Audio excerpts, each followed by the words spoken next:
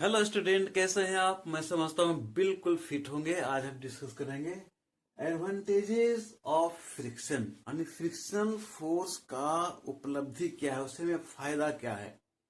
तो frictional force से जितना लॉस है, मेरे समझ से फायदा भी कम नहीं है, उससे ज्यादा फायदा है। From early in the morning to bedtime, सुबह से लेकर रात सोने से पहले तक हम जितने काम करते हैं सब में फ्रिक्शनल फोर्स का रोल होता है। इसी की वजह से होता है। जमीन पर हम चलते हैं, फ्रिक्शनल फोर्स के कारण चलते हैं। आप अपने पैर का सोल देखिए, अपने हाथ का पाम देखिए, उसमें छोटा छोटा लाइन खींचा हुआ है। क्यों? फ्रिक्शनल फोर्स को बढ़ाने के लिए। तो फ्रिक्शनल फोर्स के कारण ही हम चल पाते हैं। शू का जो सोल होता है उसमें ग्रुप्स बना होता है। गाड़ी का जो टायर होता है उसमें ग्रुप्स बना होता है। ये सब किस लिए होता है? कि गाड़ी आराम से रोड पे चल सके, हम लोग आराम से रास्ते में चल सकें। अदरवाइज क्या होगा? हम फिसल जाएंगे और गिर जाएंगे। हाँ, आप किसी रास्ते पे तेल गिरा दीजिए, शैम्पू लगा दीजिए, या बाथरूम में तेल गिरा दीजिए या शैम्पू लगा दीजिए, उस पर चलने की कोशिश कीजिएगा, आप फिसल जाएंगे, आप गिर जाएंगे। तो इसका मतलब क्या हुआ कि फ्रिक्शनल फोर्स हमें स्टैंड करके रखता है, चलने में मदद करता है, फिसलने से हमें रोकता है। दूसरा दूसरा है, मेटोइड्स की बात करते हैं। आसमान में, स्पेस में मेट्रॉयड जो होता है, जब वो तेजी से अर्थ की ओर बढ़ता है तो अर्थ के वायुमंडल में पहुंचते ही, अर्थ के एटमॉस्फेयर में पहुंचते ही मेट्रॉयर और एटमॉस्फेयर के बीच में फ्रिक्शनल फोर्स क्रिएट होता है। इस फ्रिक्शनल फोर्स के कारण जो मेटॉयर है वो जलना शुरू हो जाता है, और अर्थ पे, पृथ्वी पे आने से पहले वो जल के खत्म हो जाता है। तो ये बहुत बड़ा एडवांटेज है। नहीं तो क्या होगा, किसी शहर पे, किसी गांव में, किसी घर के ऊपर वो गिर जाएगा। तो ये हमें क्या करता है, एक बार मैं रिवाइज कर देता हूँ। चलने में मदद करता है, गाड़ियों को रोड पे दौड़ने में मदद करता है, लिखने में मदद करता है, किसी सामान को ले जाने ले आने में मदद करता है। यानी हमें डेली लाइफ में जितने काम करनी है सब में उसका रोल होता है।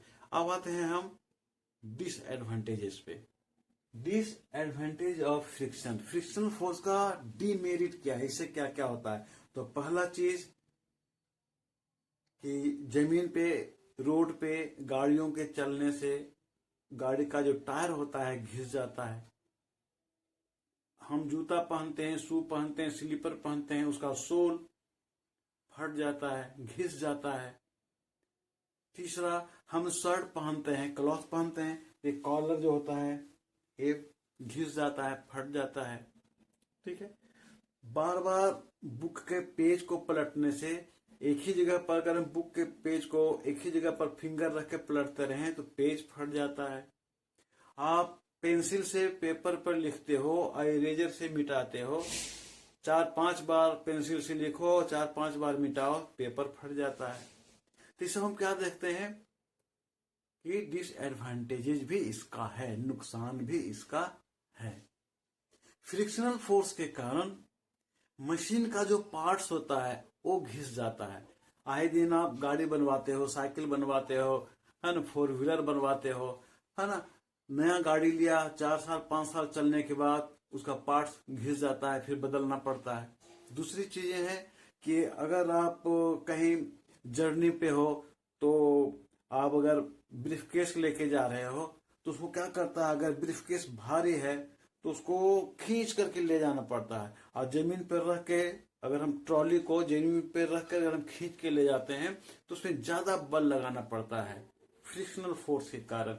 यानी जितना वो बैग भारी है उससे थोड़ा सा ज्यादा उसका भारीपन महसूस होता है, वेट उसका ज्यादा महसूस होता है। क्यों?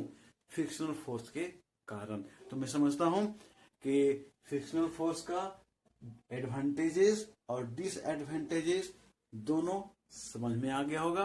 अब हम नेक्स्ट टॉपिक में डिस्कस करेंगे कि इस फ्रिक्शनल फोर्स है, इसको हम कैसे सॉल्व करेंगे, इसको हम कैसे मिनिमाइज करेंगे, इसको हम कैसे दूर करेंगे। तो मिलते हैं हम नेक्स्ट वीडियो में। तब तक आप अपना ख्याल रखें।